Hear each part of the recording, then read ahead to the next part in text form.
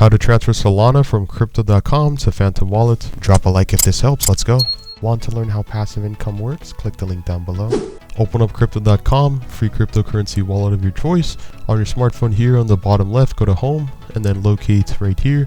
And then right here, as you can currently see, we're going to locate the coin Solana or Sol underneath all coins. If you can't see this like so, you basically just want to scroll down. As you can see Solana above Tron, click on here or Sol. As you can currently see, Solana or Sol is in a uptrend. And now as you can see underneath analysis right here, you can buy the Sol or Solana of your choice. So you got these couple different options here in crypto.com.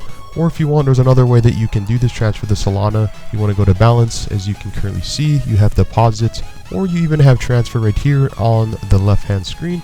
And as you can see, we don't have any Sol on crypto.com, but if you want to successfully transfer this to the Phantom Wallet, open up the Phantom Wallet to locate Solana of your choice. Scroll down, as you can see here, right here, click on receive. Now you want to copy the address on the Phantom Wallet for Solana. Go back to crypto.com. As you can see here now, successfully, if you want to transfer the Solana or Sol,